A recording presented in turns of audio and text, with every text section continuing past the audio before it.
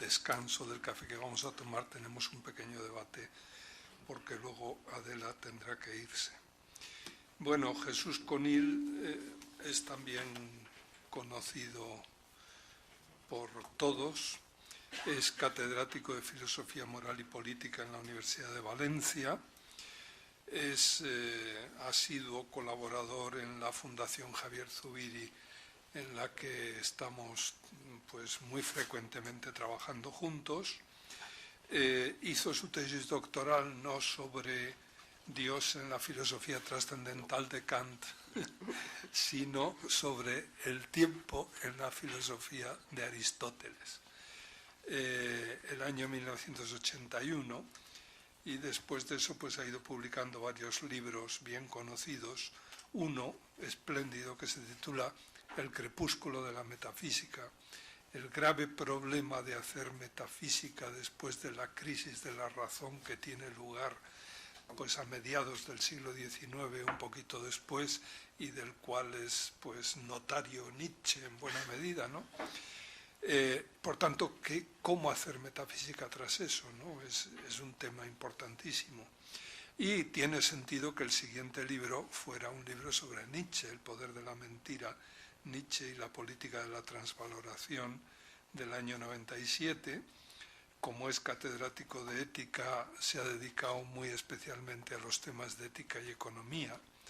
Y aunque nos haya fallado el profesor Serrano, después en el debate general podemos analizar este tema que también acaba de presentar Adela.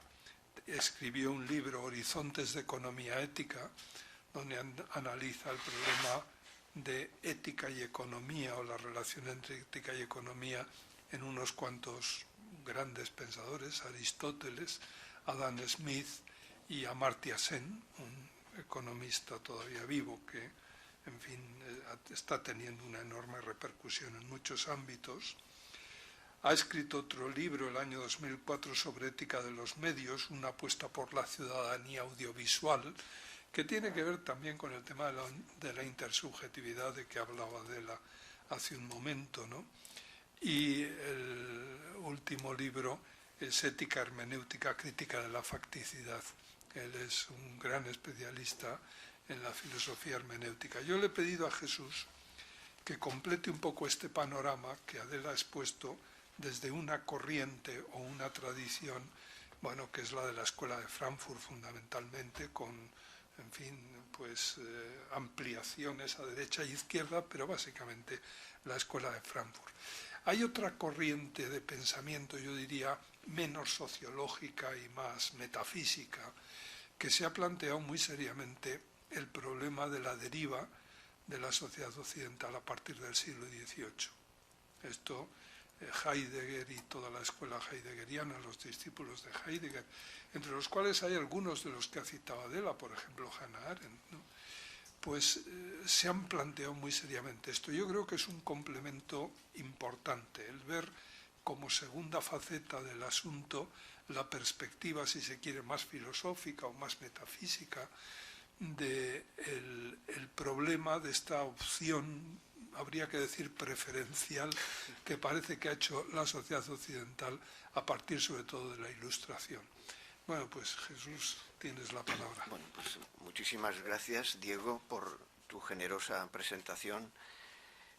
Quiero comenzar, aunque sea brevemente, pero expresando mi satisfacción una vez más por colaborar en las iniciativas y actividades organizadas por Diego Gracia.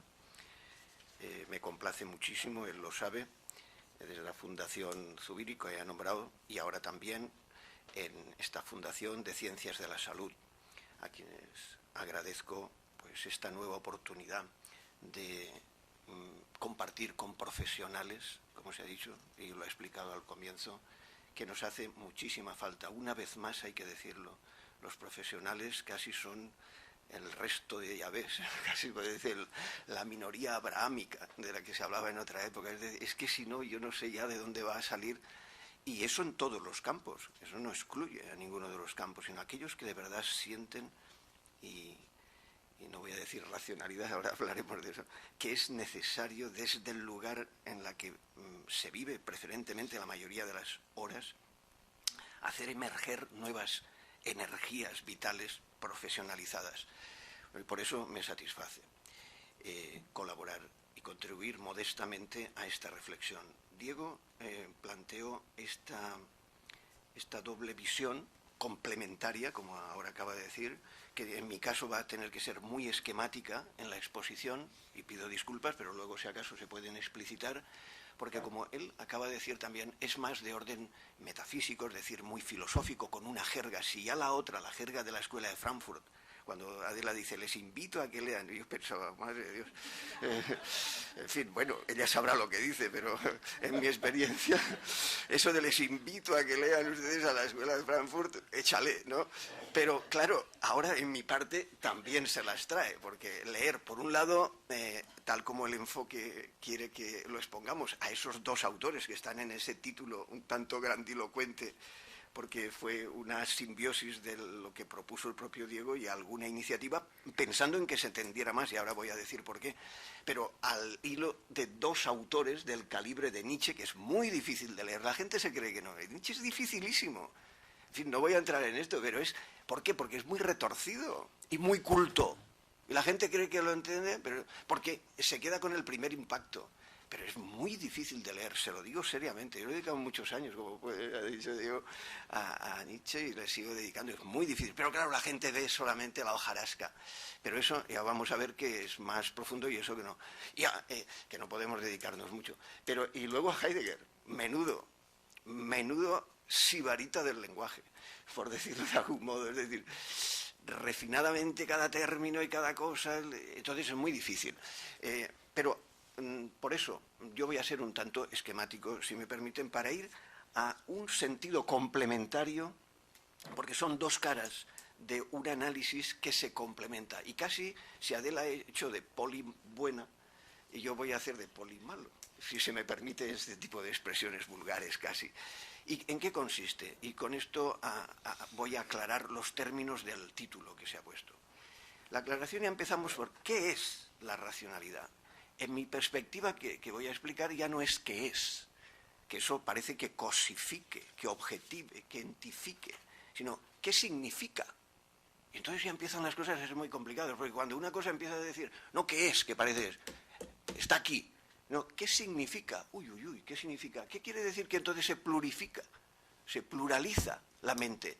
Porque entonces entramos en las interpretaciones. Esa es la primera cuestión.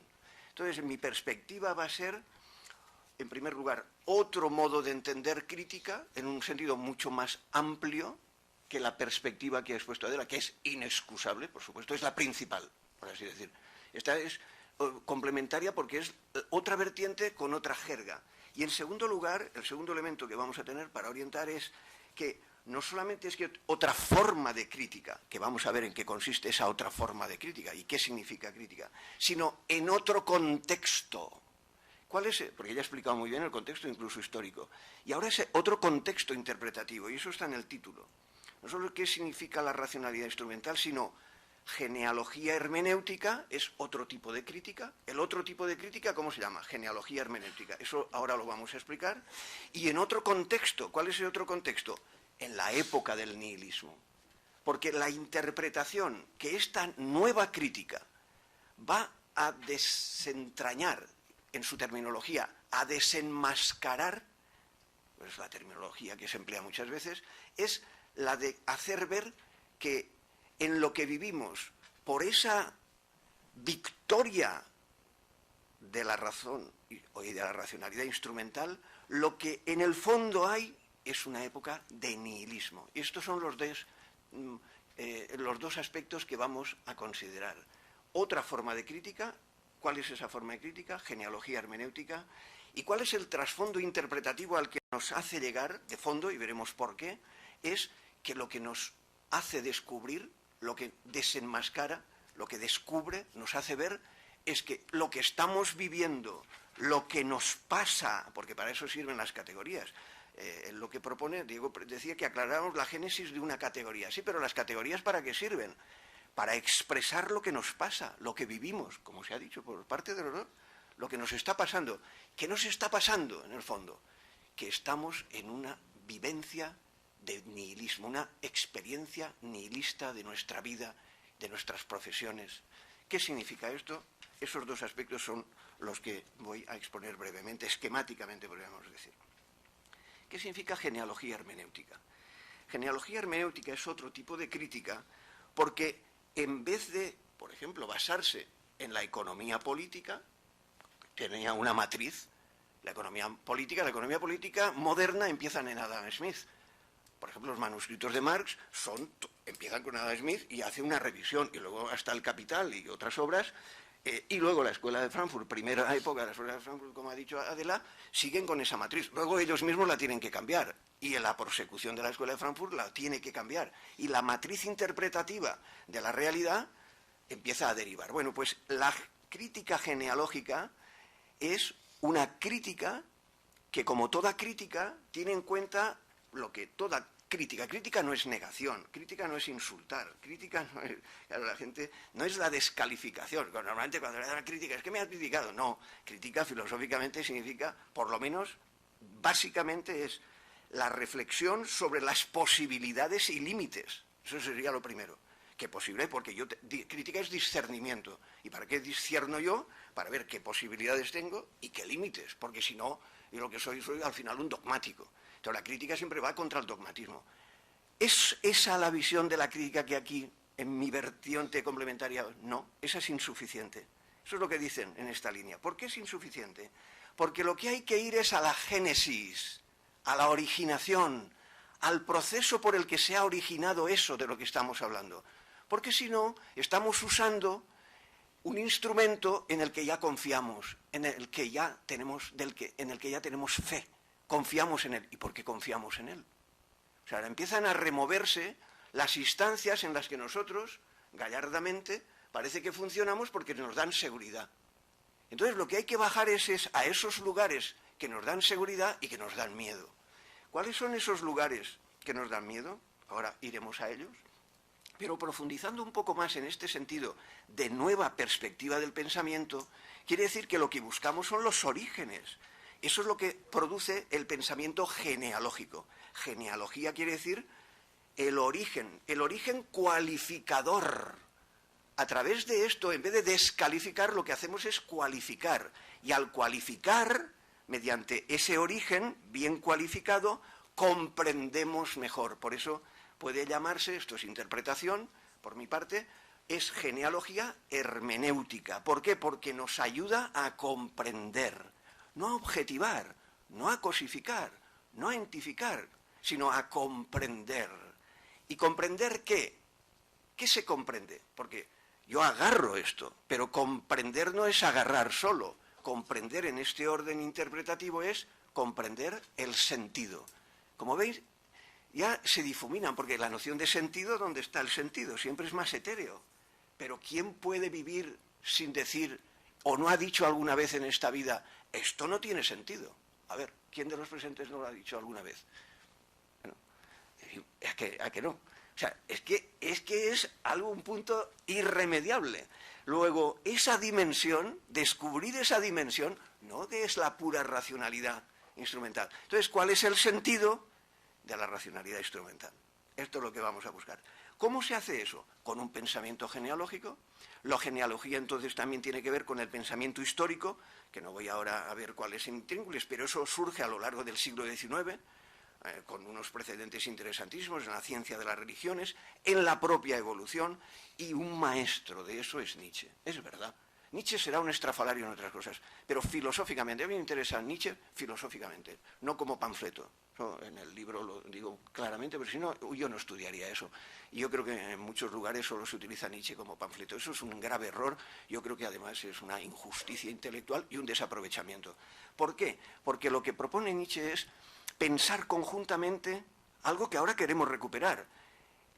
Lo que aportan las ciencias que hemos llamado culturales, las ciencias del espíritu, y las ciencias naturales a la vez. Por eso él piensa, es un evolucionista no darwiniano, porque le parece inadecuado, pero sí evolucionista, piensa el origen en el orden natural y el origen en el sentido cultural.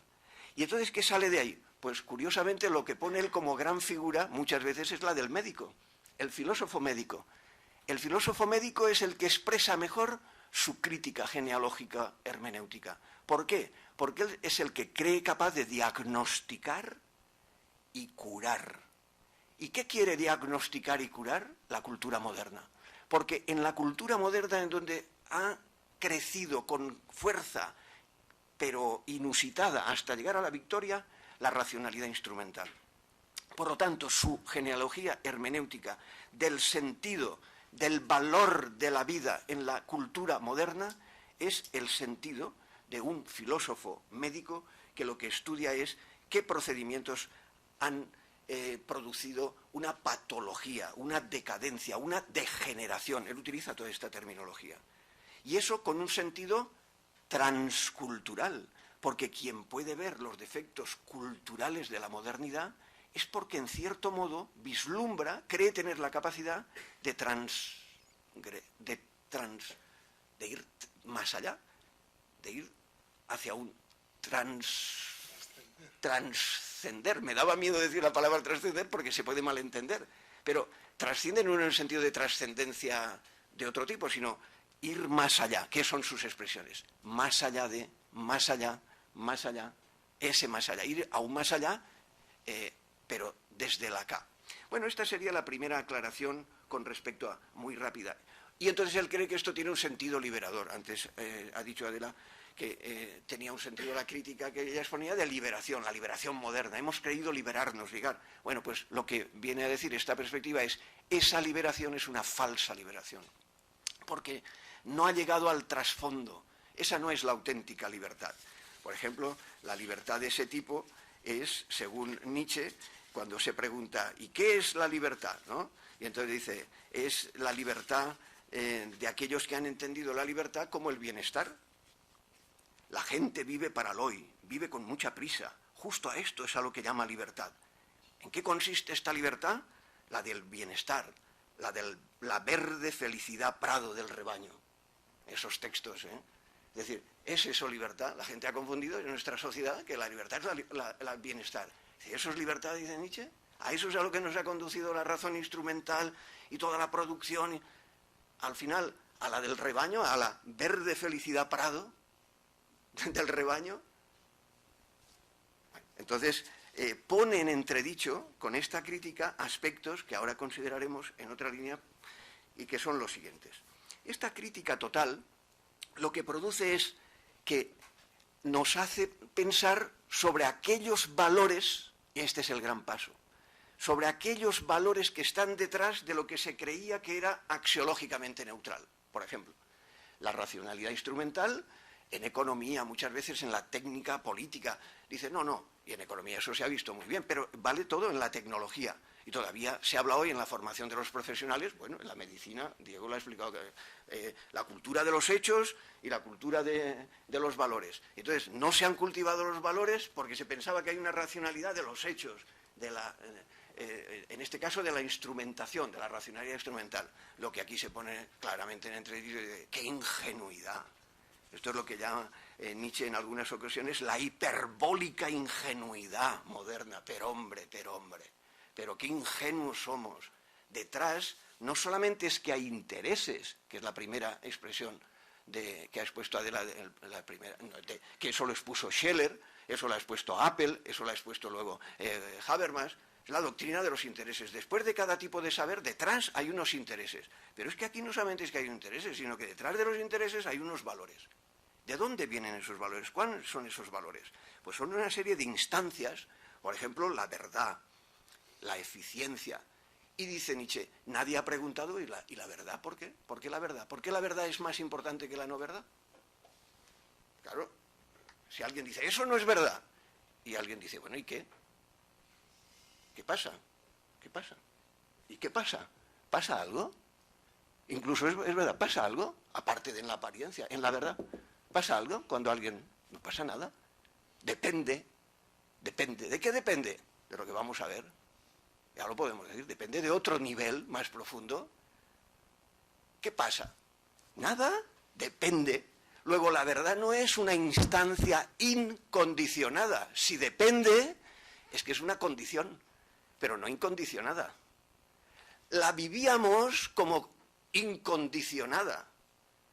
Lo mismo podemos aplicar a la objetividad, a la felicidad, como acabamos de ver, los valores supremos. Los valores supremos parecían ser supremos porque eran intocables, incondicionales. Entonces esta crítica lo que nos hace ver es que no son así, que no es verdad, entre comillas. ¿Pero por qué no es verdad?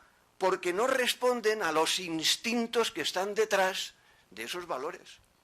¿Cuáles son los impulsos, los instintos que hay detrás de esos valores? Ya viene. Eso es lo que significa la voluntad de poder, dice Nietzsche. Es que detrás de todos los valores hay una voluntad. Y toda voluntad, en toda voluntad, hay una estimación axiológica valorativa.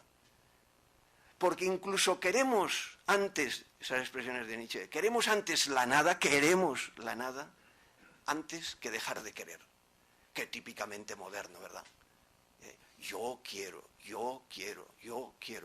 hasta llegar a la tiranía continua de todos contra todos, actual. Entonces esto es un diagnóstico, un retrato de los trasfondos que no somos capaces de exponer en público. Está muy feo decirlo, pero no hacerlo. No solo digo yo, hago yo, dice Nietzsche. Entonces lo que nos está desvelando son nuestras vísceras. Llega a las vísceras que están detrás. Esta es la pretensión, otra cosa es que tenga razón o no. Tan es así que Nietzsche utiliza para todo esto no solo expresiones que son muy llamativas. Entonces la verdad es un tipo de error, ¿verdad? Llama la atención. ¿Por qué? Porque es un valor. Hay un valor de la verdad. La verdad no es algo incondicionado, sino que es una condición y los valores son condiciones. ¿Condiciones para qué? Para un tipo de vida, para poder vivir. Entonces necesitamos la verdad para un modelo de vida determinado, entonces parece que funciona, pero está dependiendo. O, por ejemplo, la felicidad. Es un engaño, porque la felicidad, pues, acabamos de ver, ¿qué tipo de felicidad? ¿El bienestar es felicidad? Qué engaño, ¿verdad? Y entonces, esos valores supremos, y ahora viene el punto fundamental.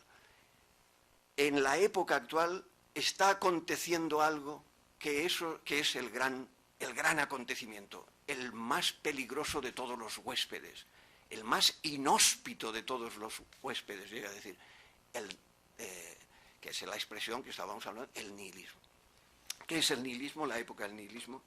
El trasfondo de la crítica a la racionalidad instrumental. El nuevo contexto es esta valoración de la devaluación de todos los valores. Eso es lo que quiere decir nihilismo. Es la época en la que, a pesar de lo que decimos, en el fondo lo que sentimos, lo que vivimos, es la devaluación de esos valores que nos parecían intocables e incondicionados. Por eso somos pragmáticos, instrumentales por fuera, podríamos decir, nihilistas por dentro, podríamos decir. En el fondo estamos vaciándonos de todo contenido, de todo valor incondicionado. Ya no tiene fuerza, ya no nos los creemos, podríamos decir en nuestra, ya no los vivimos, ya no tienen fuerza operativa, no alimentan nuestra vida, sino cada vez alimentan menos la vida. La vida ya no se hace con esos impulsos, con esa fuerza, y entonces se va ganando terreno, va ganando solo lo único que tiene fuerza, la razón instrumental. ¿Qué tiene detrás? ¿Qué? La voluntad de poder. La voluntad de poder es la voluntad de aumentar. El poder es la expresión del poder.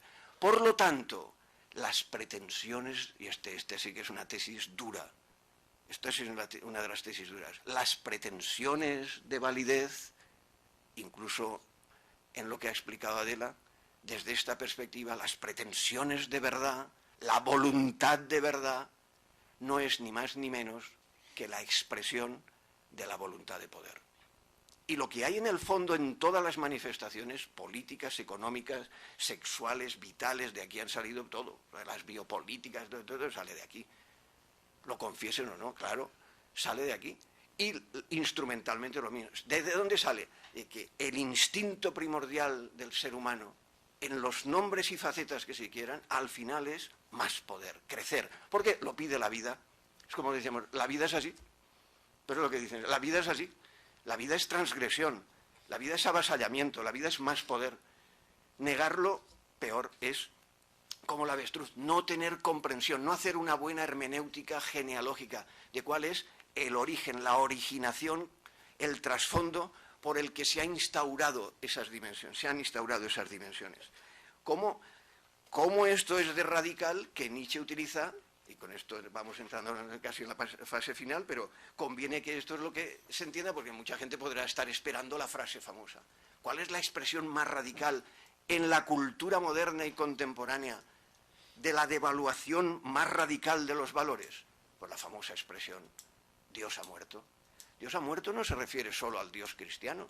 El Dios cristiano es utilizado ahí como una expresión que además no lo inventa Nietzsche, eso viene pues de una oración, parece, según se ha rastreado y hemos estudiado, y hay disputas si es de una oración en la expresión luterana o en la católica, en fin, todo eso, pero no importa, es decir, viene de una de las expresiones de la liturgia, donde se dice Dios ha muerto, es decir, Dios muere en la cruz, eso es, el Nietzsche lo dice en varias ocasiones, claro, eso le parece el gran escándalo de la cultura moderna. Hegel lo dice, ese es el sentimiento de la religión en los tiempos modernos. Y la religión ha marcado la cultura de la cultura europea. Por eso, el nihilismo, uno de los fragmentos más importantes para exponer esto de Nietzsche es el nihilismo, pero el nihilismo no se da en China, ni en África. El fenómeno y el acontecimiento del nihilismo es de la cultura moderna occidental. Por eso lo titula El nihilismo europeo. Y lo que él, en su remedio, en su transformación, quiere exponer es si puede haber buenos europeos en algún momento, que es lo que él propone, la figura de los buenos europeos, que esto lo pueda cambiar. Pero eso dentro de un momento, porque ya tengo que ir acabando. Por lo tanto, la expresión Dios ha muerto no solamente vale para la cuestión religiosa, sino que él dice Dios ha muerto y sus largas sombras, su larga sombra, por ejemplo, el Estado, o la racionalidad instrumental cuando se convierte en instancia que ordena la vida, porque ¿qué es lo que la voluntad valora? Valora el poder, y el poder, ¿cuál es la función del poder? Ordenar, mandar, dominar, el dominio. Eso es lo que queremos. ¿Qué quiere uno? Dominar, que le hagan caso, podríamos decir entre terminología más nuestra, ¿verdad? Que es lo que queremos todos, dicho, pero porque entendamos el trasfondo. Este es el acontecimiento europeo, la desvalorización de todos los valores, porque esa desvalorización ocurrirá con el Estado, y cuando él tiene sus concepciones sobre el Estado, dice, al Estado le va a pasar lo mismo, no se crea, porque eso es una sombra de Dios. Porque la cuestión de la muerte de Dios no es una cuestión, lo dice, no es una opinión suya, no es ni siquiera una cuestión de creyentes y no creyentes, es más profunda. Es el análisis de un proceso histórico de devaluación de los valores, donde van emergiendo algunos valores preponderantes, como el de la razón instrumental, me fijo más en esta porque es el tema que tenemos, y entonces ¿esto qué supone? Que hace un análisis del proceso histórico como transvaloración. Este es el punto fundamental. De hecho, el subtítulo de mi libro, El poder de la mentira, el subtítulo es La política de la transvaloración en Nietzsche, claro, porque la clave de Nietzsche es, bien entendida, la voluntad de poder, sí, pero la noción de voluntad de poder él la entendió después, incluso esa obra que ha circulado, mal circulada, eso en la investigación nietzscheana está clarísimo, eso fue un déficit de investigación y de manipulación incluso de su obra.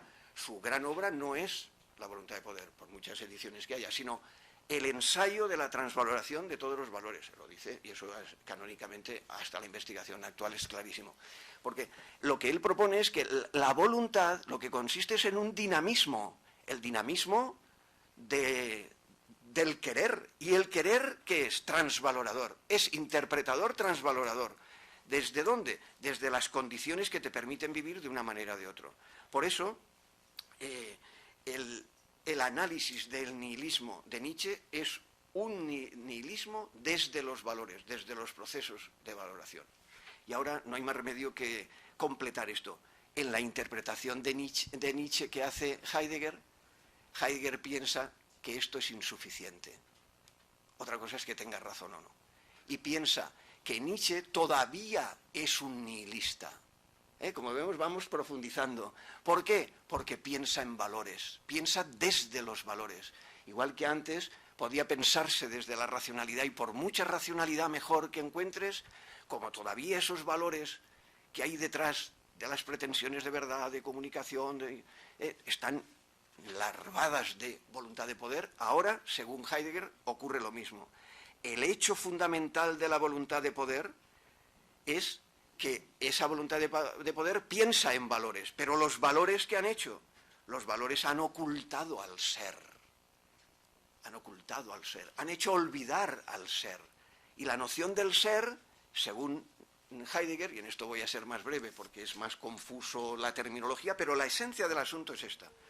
La experiencia del ser ha sido obnubilada, truncada, incluso por Nietzsche, y por eso es nihilista, porque todavía no nos deja pensar y abrirnos a un espacio de la dimensión de la experiencia humana que sea más abierta, por ejemplo, abierta al ser, que no sabemos lo que es, pero bueno, es muy difícil. Cuando lo advierto ya, cuando alguien pregunte, ¿y eso del ser qué es? Pues vamos a ver, es muy difícil de contestar, pero algo podremos hacer. Por ejemplo, vamos a nombrarlo con dos de las salidas, y con esto hay que acabar porque estoy al límite del tiempo. Según Heidegger, en el nihilismo de los valores de Nietzsche se consuma el nihilismo, es decir, se lleva a sus términos el nihilismo, porque incluso el ser, esa dimensión que nos abre a nuevas perspectivas, a nuevas experiencias, queda lastrada, queda oscurecida. ¿Por qué? Porque olvidamos a través de los valores, porque el ser es entendido como valor. Y entonces todavía no tenemos experiencia del ser.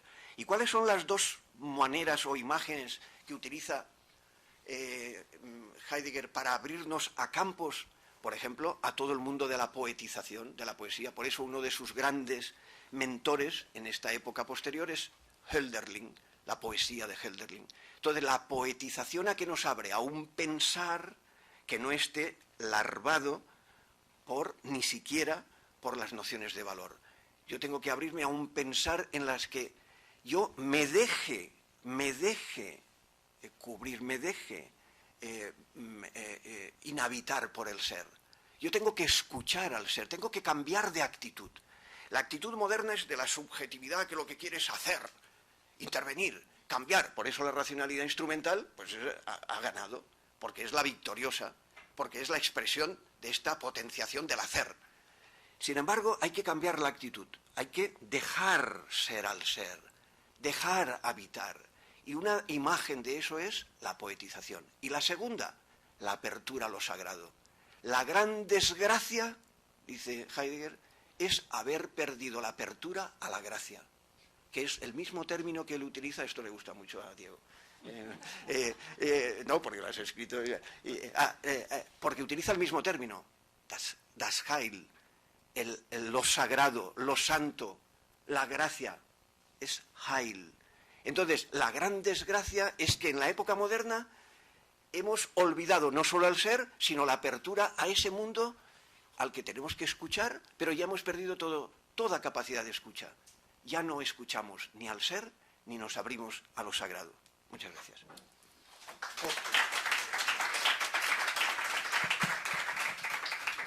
Bueno, tenemos un rato para... Yo creo que podemos dejar la discusión para luego, pero ahora tenemos un rato para aclaraciones o preguntas, a ser posible relativamente concretas, ¿no? Por iniciar el diálogo, más que debate, lo que está claro es que Europa ha vivido durante muchísimos siglos centrada en unos valores que en el mundo moderno, sobre todo a la altura del siglo XVIII, entran en crisis. Y el Dios ha muerto, en buena medida ha muerto todo aquello que estaba constituido y que de algún modo giraba en torno a la religión fundamentalmente, ¿no? Eso ha muerto porque tenía que morir, iba en contra de la vida, etcétera, todas esas cosas. Yo os pido, sed fieles a la tierra, dice Nietzsche en el Zaratustra, ¿no? Pero el problema es qué pasa cuando somos capaces de criticar toda una cultura tradicional y todavía no tenemos una alternativa. Este es el asunto. Y esta es la famosa época del nihilismo. Y entonces la tesis, que por ejemplo en todos los textos sobre la técnica de Heidegger, ¿no? Y además esto ha penetrado en los discípulos de Heidegger muchísimo, está en todos ellos, en Hannah Arendt, en todos, esta idea de que la técnica que viene a ser la versión heideggeriana de la razón instrumental de los frankfurtianos ha sido un reemplazo de urgencia. Es decir, hemos perdido las categorías tradicionales, no sirven, hemos diagnosticado que no sirven, pero no tenemos alternativa y hemos echado mano a lo que estaba más cerca. Y lo que estaba más cerca era la razón instrumental y la técnica. De tal manera que hemos construido a partir del siglo XVIII un mundo muy técnico, pero donde quizá pues otros valores, ¿no? Pues bien por la vía de la razón comunicativa, bien por cualquier otra vía, que parece que son importantes, han quedado de algún modo orillados, ¿no? Tanto vale una cosa cuanto estás dispuesto a pagar por ella, ¿no? El precio es el instrumento de medida de todos los valores instrumentales. El problema es si todo tiene precio, o hay cosas que no tienen precio. Es decir, el problema de última instancia es si eso que la cultura y los poetas, como decías, pues de siempre parece que han visto, yo que sé, solo el necio confunde valor y precio, dice Machado, ¿no? Solo el precio confunde valor intrínseco y precio, medida de valor instrumental. La salud no tiene precio, decía mi abuela. Bueno, ¿qué significa eso? Los propios economistas hablan de los intangibles. Hay cosas que parece que no se pueden cuantificar fácilmente. El cariño verdadero ni se compra ni se vende, que dice una cancioncilla española. Todo esto significa algo o no significa nada. Este es el asunto. Es decir, esta percepción de que hay algunas cosas que están más allá de la mera razón instrumental es una mera ilusión. O el hecho de que hayan caído los valores tradicionales y que Dios haya muerto y que hayamos certificado la muerte de Dios, eso significa que ya no queda más que la razón instrumental. Este es el tema. Y de que todo se compra y se vende, y aquí lo que hace falta es eficiencia, caiga quien caiga, ¿no? Bueno, este es, sí. Bueno, primero, un placer escuchar, como siempre, enhorabuena. Sí. Nos decía Adela, dice, ¿cómo hacer una crítica de la razón instrumental desde la razón instrumental, ¿no? Ya que era difícil, y que el resultado de esto, pues un ejemplo había sido el Holocausto, ¿verdad? Entonces yo me preguntaba, y nos decías que en la razón instrumental la meta nos viene dada. Y no lo acabo de entender o no lo acabo de ver claro, porque en realidad el Holocausto había una meta definida, había un objetivo definido, que era la expresión de la superioridad aria. Por lo tanto, yo entiendo que ahí no hay solo una racionalidad instrumental, ahí había una razón final, o una valoración, o había un valor prevalente, que era la superioridad. Otra cuestión es que desde la racionalidad instrumental se pudiera entender o justificar los comportamientos, que Hannah Arendt, que tan de moda se ha puesto últimamente, hablaba en torno al tema de la levedad y de esa razón instrumental que venía a justificar comportamientos criticables, ¿no? ¿No crees, Adela, que en ese ejemplo la razón instrumental no nos explica la locura que ocurrió? Bueno, la razón instrumental efectivamente no explica la locura. Por eso la pregunta que creo que se está planteando aquí es, ¿no hay más razón que la instrumental? Porque si solo hay la instrumental, no es una locura. En el caso del nacionalsocialismo, pero es que ese es un ejemplo, pero hay 100.000 más. Ahí había una apuesta de valor, en el sentido de lo que decía Jesús. Hay una serie de gentes que están convencidas de que la raza aria es superior y que otras razas no están preparadas para abordar los retos vitales. Hay razas superiores y razas inferiores. Estoy, recordando lo que hay detrás de todo esto, ¿no? Hay razas superiores y razas inferiores. Hay razas que no están para enfrentar ningún tipo de reto vital y sin embargo otras sí pueden.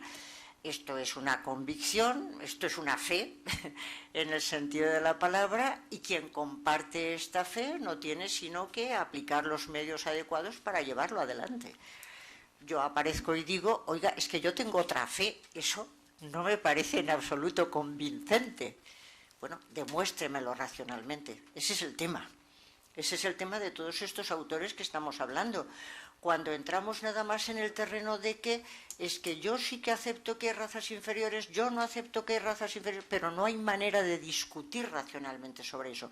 Y a mi juicio, este es uno de los diagnósticos de nuestro tiempo muy claros, porque si efectivamente al final lo único que hay, que no me parece ninguna tontería, pero si lo único que hay es un sentimiento de repulsa o un sentimiento de agrado, los sentimientos son muy personales y yo no le puedo recriminar a otro a lo mejor que tenga otro sentimiento. Lo estamos viendo estos días en las redes sociales. A mí me ha parecido tremendo todas las redes sociales, cómo han funcionado con el asesinato de la señora esta de León, ¿no? ¿Qué está expresando la gente que está expresando a través de ahí? Un sentimiento. El sentimiento de que les desagrada a esta señora o el sentimiento de que les agrada a esta señora, y la gente va expresando sentimientos, y si no hay manera de que haya una discusión racional, cada uno tiene su sentimiento. Entonces yo creo que el gran problema es que en el nacionalsocialismo no puede decir, había una meta, no, había una tipo de ideología que legitimaba que se hicieran determinadas actuaciones. Quien no estaba de acuerdo con esa fe estaba fuera de juego, pero esa fe no se discutía racionalmente, o la racionalidad que se discutía era la de la racionalidad instrumental. Es que hay razas que son superiores y están más preparadas para abordar los retos futuros. Claro, porque si vamos por la eficiencia, había alguna gente que, sabéis que en aquel momento lo que hicieron es recoger las listas de una cantidad de judíos que eran personas muy inteligentes, muy altas, mucho más que los alemanes medios, y que lo ponían como contraejemplo diciendo, oiga, hay judíos que son más altos y más listos que lo que puedan ser los alemanes, porque ahí nos ponemos a discutir, pero entonces ya estás en ese juego, ya estás en el juego de decir, aquí de lo que se trata es de que haya razas más eficientes para abordar los retos futuros. Ya estamos en la racionalidad instrumental, y esto es lo que se hace ahora, o lo que se hizo con la eugenesia. Vamos, ese era el tema de la eugenesia, es que las gentes tienen que nacer mejor, no solo en la eugenesia autoritaria, no solamente para que puedan vivir mejor personalmente, sino porque tenemos que crear mejores gentes para que puedan responder mejor a los retos del futuro. La pregunta en todos esos casos siempre es, ¿mejor qué quiere decir? ¿Mejor qué quiere decir? Y si la cosa es que sean más eficientes, más adecuados, ya estamos en la racionalidad instrumental. Entonces el problema no es que otras gentes no puedan decir, mire, yo no estoy de acuerdo con eso, que por supuesto las ha habido, las hay afortunadamente, sino desde el punto de vista filosófico la pregunta es, pero ¿existe un tipo de racionalidad que nos lleve a discutir eso que usted me está diciendo? Yo creo que eso es lo que se intenta desde el punto de vista de la racionalidad comunicativa. Evidentemente habrá gentes que pertenecerán a distintas confesiones religiosas, etcétera, y dirán esto no puede ser, pero desde el punto de vista de la racionalidad, la respuesta habermasiana o de las gentes que estamos trabajando en el tema de la ética del discurso es, mire, vaya a la vida cotidiana. Usted está haciendo acciones comunicativas, realizando acciones comunicativas constantemente. Y cuando está realizando acciones comunicativas está elevando pretensiones de validez. Y cuando las está elevando, está suponiendo que esa persona con la que usted está dialogando es un interlocutor válido, que es capaz de poner en cuestión sus pretensiones de validez y es capaz de hablar de lo justo y de lo injusto, de las normas justas e injustas. Esa sería la alternativa. Si entramos en el otro juego, claro que había gente que tenía proyectos, creo que había gente que tenía programas de ganar con todas las barbaridades que se estaban haciendo, pero ¿desde qué racionalidad se discutía el tema, no?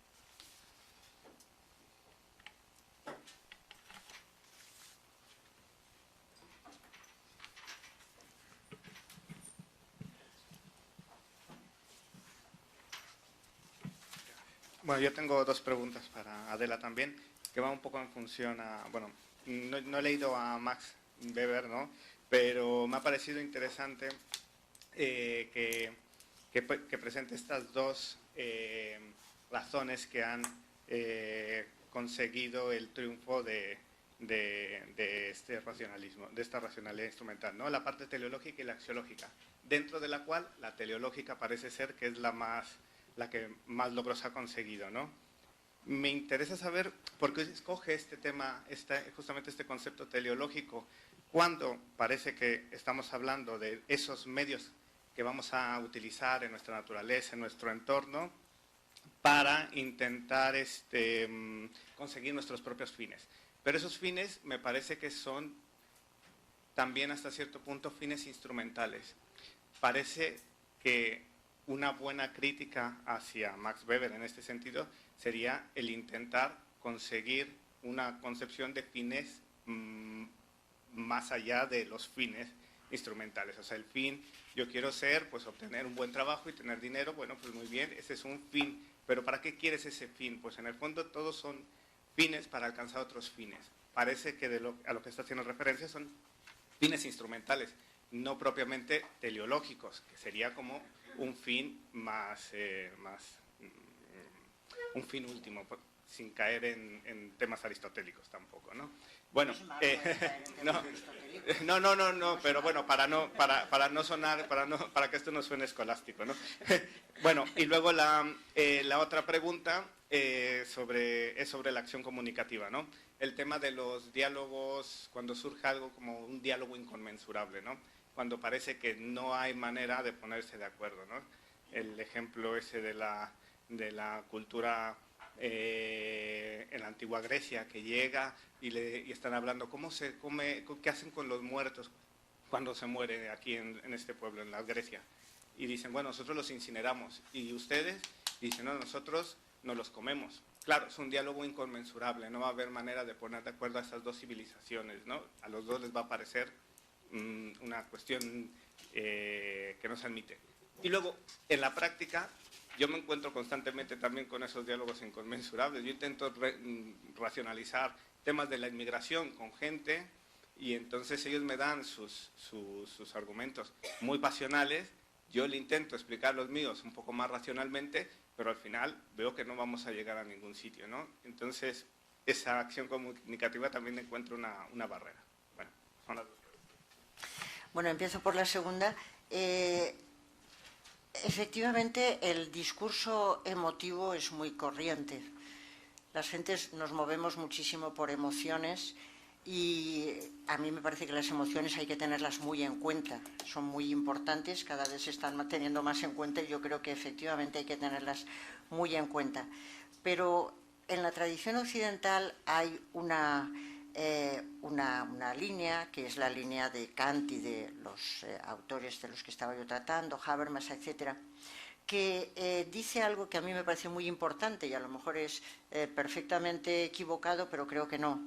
Y es que cualquiera de nosotros, cualquier ser humano, en determinados momentos y con respecto a determinadas acciones, dice que deberían de ser hechas o deberían de ser evitadas por cualquier ser humano, sea gente de distintas culturas, me da igual. Hay quien piensa que no se debería matar en ningún lugar del mundo y entonces no solo dice yo no debería de matar, sino nadie debería de matar. Entonces alguien dice, pues no está tan mal matar, ¿por qué no te parece bien matar? Eso está bien. No parece razonable que uno diga, bueno, eso es una opinión muy respetable, usted piensa que sí y yo pienso que no. Eso no ocurre. Cuando nos referimos a determinados temas, uno no se queda tan tranquilo diciendo, bueno, usted dice una cosa y yo digo otra. No es igual que eso, yo digo, yo quiero que gane el Atlético de Madrid, que por cierto, enhorabuena, que yo quiero que gane el Atlético de Madrid y el otro dice, yo quiero que gane el Valencia. Bueno, vale, cada uno dice una cosa y aquí no pasa absolutamente nada, pero en determinados temas no es que no pasa absolutamente nada, sino que uno se queda diciendo, uno de los dos tiene que tener razón, pero los dos a la vez no podemos tener razón. El ejemplo que pone Wittgenstein en la conferencia sobre ética. Está un señor jugando a tenis y otro que le está viendo dice, oiga, que usted está jugando mal. Y el otro dice, bueno, es que quiero jugar mal. No pasa nada. Pero una persona dice una mentira, por lo que decía Jesús, y otro señor le dice, oiga, que usted ha mentido. Y dice, bueno, es que quiero mentir. Es que no es lo mismo. No es lo mismo, es que hoy no tengo ganas de jugar bien, y aquí no pasa nada, que es decir, es que yo he mentido y aquí no pasa nada. No, mire, es que no se miente, con todos los respetos por Nietzsche. Es que no se miente. Y entonces viene la cosa de decir, es que bueno, se supone que el lenguaje humano está teniendo unas pretensiones de veracidad de quien habla, y en eso yo lo creo, se está expresando que quien habla pretende ser veraz, porque si no, no hay posibilidad de comunicación, porque eso lo podemos analizar. Entonces, en estas tradiciones lo que tratamos de detectar es un tipo de afirmaciones prescriptivas en las que formalmente pretendemos universalidad. Eso es lo que quiere decir el formalismo y el procedimentalismo. Pretendemos universalidad. Si yo digo no se debería de mentir, o si yo digo no se debería de matar, o si digo no se debería de torturar, lo que estoy diciendo es que no solo debería hacerlo yo, sino que yo creo que nadie debería de hacerlo. Y si me encuentro con alguien que dice, pero a mí me parece bien, yo no me quedo tan tranquila diciendo, vale, usted es del Atlético de Madrid, yo soy del Valencia y no pasa nada, sino que entonces lo racional es que tú y yo nos pongamos a hablar y a intentar argumentar para ver si podemos encontrar algún punto de acuerdo y entendimiento, porque con respecto a un tema tan importante, ninguno de los dos está dispuesto a decir que, bueno, cada uno en su casa y Dios en la de todos. Hay una diferencia enorme y por eso a mí me pone tan nerviosa cuando la gente dice, es que el imperativo categórico, se lo decía el otro día un alumno, el imperativo categórico es para los domingos. Es decir, hay muy pocas cosas de las que uno dice, esto debería de ser así en todas partes, muy pocas cosas.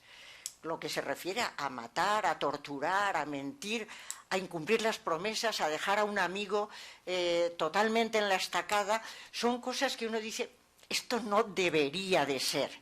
Puede que uno esté equivocado. ¿Cuál es la manera de saberlo? Pongámonos a hablar. Esta sería la cuestión de la acción comunicativa. Pongámonos a hablar. No sea usted el que se lo represente, que es lo que le gusta a Mill y a toda esta gente, a Adam Smith y a todas estas gentes del observador imparcial. Represéntese usted, no se lo represente, hable con ella. Es decir, hable con él. Entonces entablamos un diálogo y tratamos de ver en esos casos en los que es imposible que los dos tengamos razón.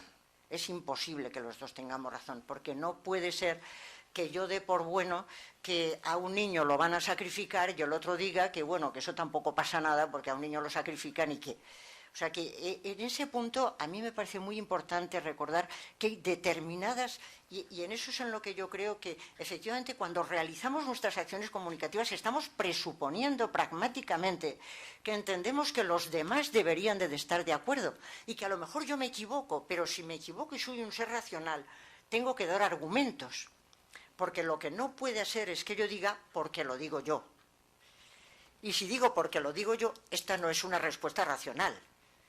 La respuesta racional es un argumento. Y entonces yo estoy dispuesta a escuchar tus argumentos. Y tú, si estás en un contexto racional, estás dispuesta a darme tus argumentos. Y estamos los dos dispuestos a escucharnos y a calibrar cada uno el argumento del otro.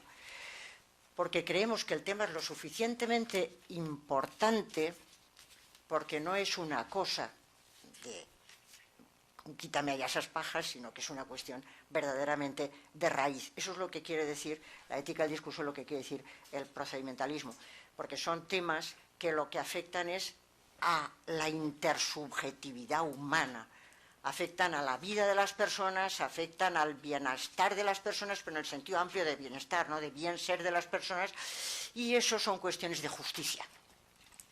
Y cuando estamos en cuestiones de vida buena, pues a ti te puede encantar el fútbol y a mí a lo mejor no me interesa tanto. Pero si se trata de cuestiones de justicia, entonces sí que tenemos que argumentar, porque ahí es el nivel de la exigencia y no es cualquier cosa y tenemos que entrar. La otra cuestión era la cuestión de Max Weber y el tema de la teleología. Efectivamente, la acción Zweck-racional quiere decir racional conforme a fines. Entonces, una racionalidad que actúa conforme a fines, tiene que buscar las metas más adecuadas para los fines que se persiguen y además tener en cuenta las consecuencias que se siguen si yo pongo en funcionamiento esa acción. Tengo que valorar también las consecuencias. Y eso es lo que entiende Max Weber por ese tipo de racionalidad. Entonces, alguien quiere conseguir la paz en un determinado lugar y puede haber dos posibilidades. Alguien que diga la violencia es siempre perversa y no se puede utilizar de ninguna manera. Y hay otros que pueden decir la violencia es perversa, pero hay otros valores además de la violencia o la no violencia que pueden ser la vida de las personas más débiles, que si usted no utiliza la violencia como defensa personal, puede ocurrir que haya mucha gente que quede machacada. El de la racionalidad teleológica dirá, está muy bien lo que usted me está diciendo, pero si hay un pueblo entero que va a quedar absolutamente sacrificado, esa consecuencia hay que tenerla en cuenta. Quien dice es que hay actuaciones que son buenas o malas en sí mismas, dice es que las consecuencias yo no puedo tenerlas en cuenta porque no dependen de mí, lo que depende es la acción que yo la considero como buena o mala. Sería esa la diferencia entre unos y otros.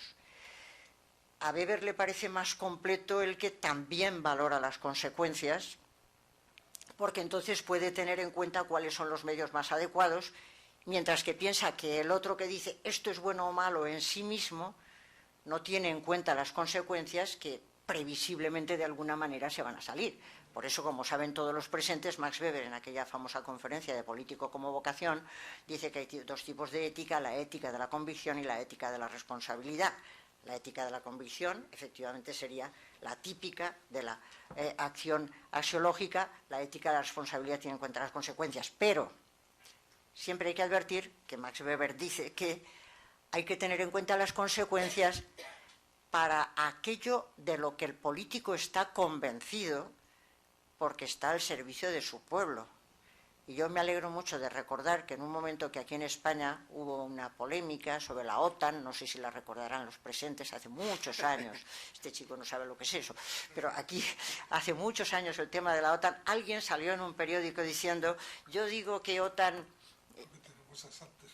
Es que voy a citarle, espera que voy a citarle, justamente le iba a citar, que decían alguienes, no, es que nosotros decíamos que OTAN sí por responsabilidad, hay una serie de éticos que por ética de la convicción dicen que no, pero, y claro, yo me acuerdo que justo a Antonio le recuerdo que decía, o sea, que yo como soy un ético, soy un irracional y un irresponsable que dice que OTAN no, y en cambio usted dice que sí por responsabilidad y nosotros decimos que... Efectivamente hay que ir con mucho cuidado porque la responsabilidad por las consecuencias siempre tiene la meta de que es al servicio de aquello para lo que la gente te ha elegido y tú tienes que estar convencido. Luego es una responsabilidad convencida.